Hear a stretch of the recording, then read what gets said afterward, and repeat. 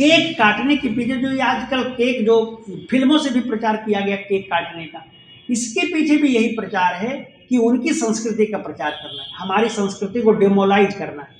तो भाटिया जी को बहुत बहुत आशीर्वाद देंगे फूलों से। आप मेरे साथ बोलिए, सत्या संतु यजमानस्य कामा।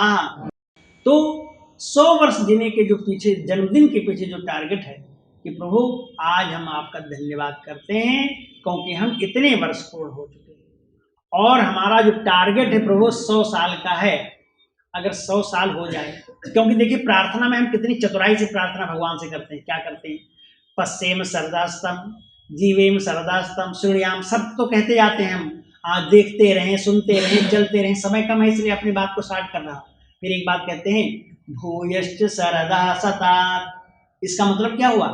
हे प्रभु अगर 100 वर्ष हम जी गए ना तो फिर वंस अगेन, एक चांस और देंगे, यानी कि हम 200 वर्ष जीना चाहिए। भूयश्च, भूयश्च का मतलब अगेन टू अगेन, एक बार और चांस दीजिए। तो बताइए हम 200 वर्ष की प्रार्थना करते हैं, पर आप 100 वर्ष के पीछे निराश हो जाते हैं कि यार हम 100 वर्ष जी नहीं पाएंगे। क्यों नहीं जी पाएंगे?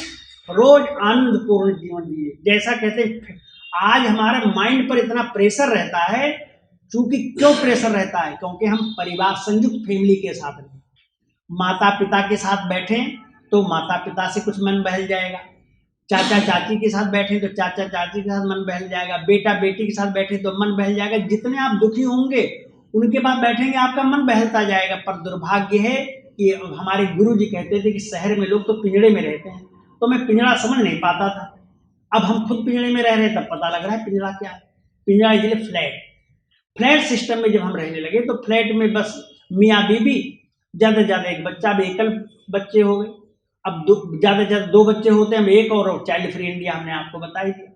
तो परिवार के साथ जब रहेंगे तो आपका मन मस्तिष्क बड़ा प्रसन्न रहेगा। तो मैं ये कहता हूं, हमारी जो संस्कृति है ये कैंडल जलाकर, आप किसी भी संस्कृति में देखेंगे दीपक को जला करके मुख से बुझाने की संस्कृति कहीं नहीं। केवल एक ही जगह है जिसको आप जानते हैं, मुझे कहने की आवश्यकता है। और हम दीपक जलाते हैं तो क्या कहते हैं कि हे प्रभु ये दीपक हम जला रहे हैं, जिससे हमें तमसो मा ज्योतिर्गमय, हे प्रभु हमें अंधकार से हटा करके प्रकाश की ओर ले चलो।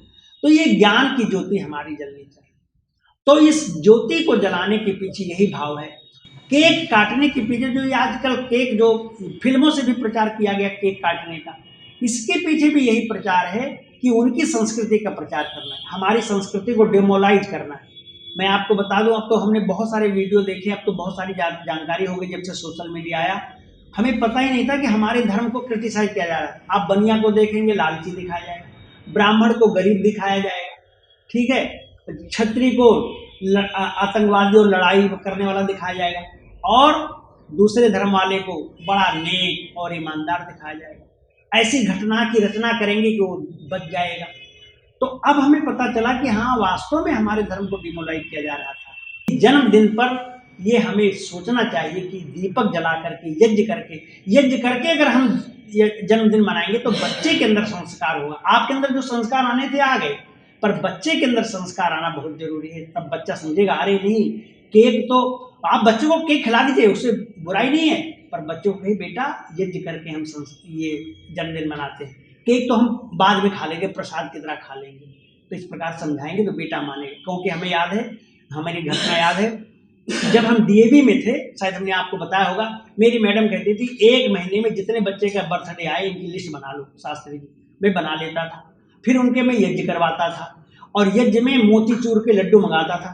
डीएवी स्कूलों का बहुत पैसा होता था, तो अगर 15 बच्चे का जन्मदिन मनाया तो 15 तो 4-4 लड्डू के पैकेट मंगा लिया, और 2 किलो के अलग से मिठाई मंगा ली।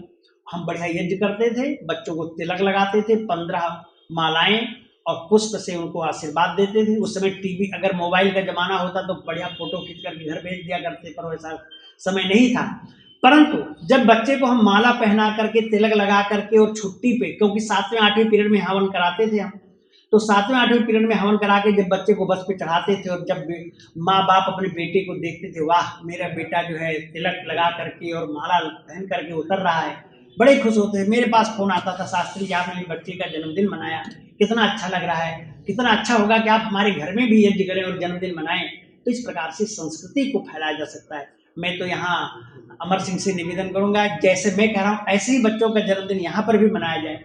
तो जन्मदिन के पीछे यही उद्देश्य है कि आज जो कुछ हो लिया ही रही, 45 तक तो हो लिया, अब आगे नहीं होगा, गलत कार्य नहीं होगा और अच्छे कार्य की हम और बढ़ेंगे, 100 वर्ष तक जीने की कल्पना को लेकर चलेंगे तो हमारी प्रार्थना स्वीकार होगी। विनीत भाटिया जी का जन्मदिन है, आज मैं बहुत बहुत उनके जन्मदिन पर बधाई देता हूँ। और यज्ञ के माध्यम से हुआ है तो फूल भी सभी के पास हैं। मेरा प्रवचन अब समाप्ति हो गया है, तो आप फूल सबको दे दीजिए और फूलों से आशीर्वाद देंगे तो बहुत अच्छा लगेगा। तो मैं विनीत जी को, वैसे तो नाम ही विनीत है, विनीत माने बिल्कुल पोलाइट, विनम्र, तो विनीत जी को हम लोग आशीर्वाद देंगे फूलों के माध्यम से और बैठे रहेंगे।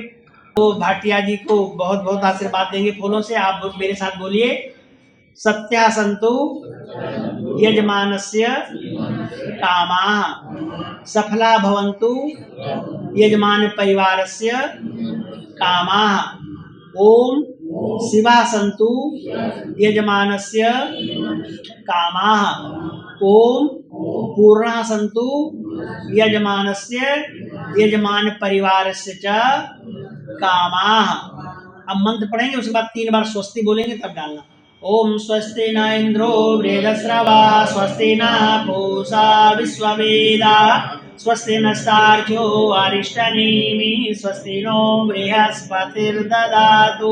ओम भद्रं कर्णेभिः शृणुयाम देवा भद्रं पश्येमाक्षभिर्यजत्राः स्थिरैरङ्गैस्तुष्टुवागुंसस्तनूभिर्व्यसेमहि देवहितं यदायुः।